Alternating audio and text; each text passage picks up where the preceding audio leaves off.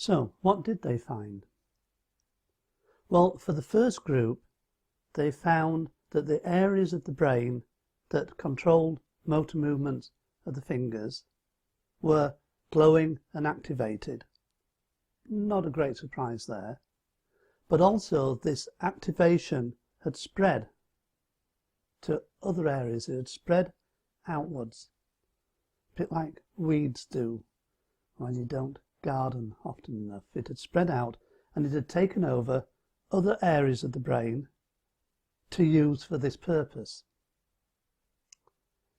Now, this is surprising.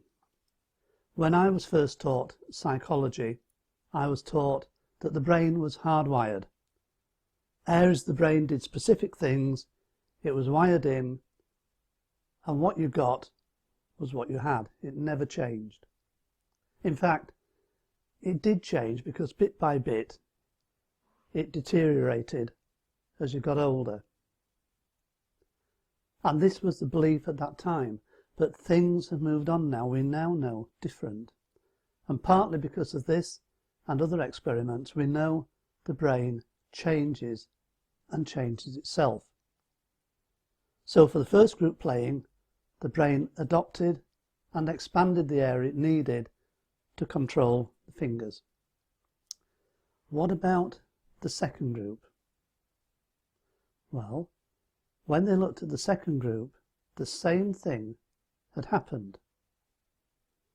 Even though these people had just sat and imagined doing something, the area of the brain controlling motor action of the fingers was glowing, and it had also expanded to take over other areas.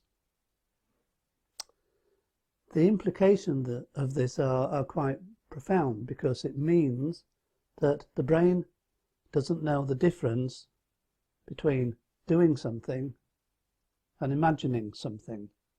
You might now well be going, whoa, whoa, whoa, whoa. Hold on. No, that can't be right.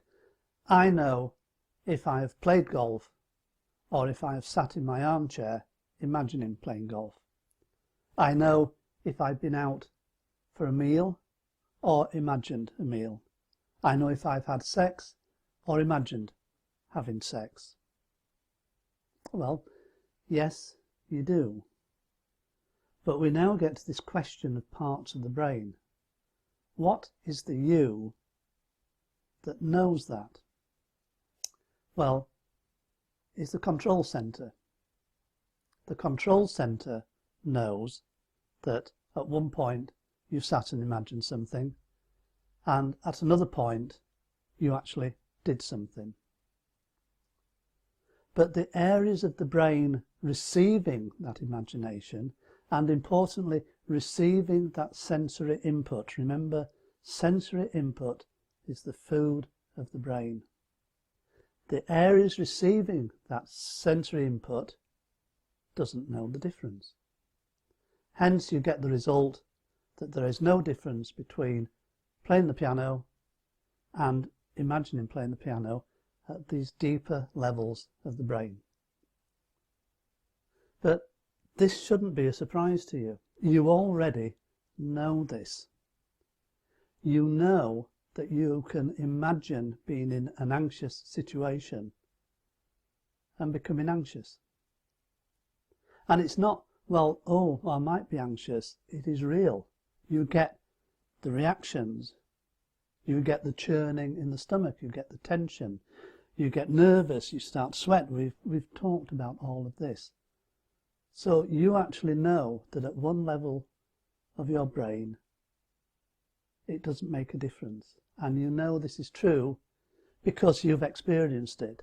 And if you hadn't have had that experience, you wouldn't be here now doing this course.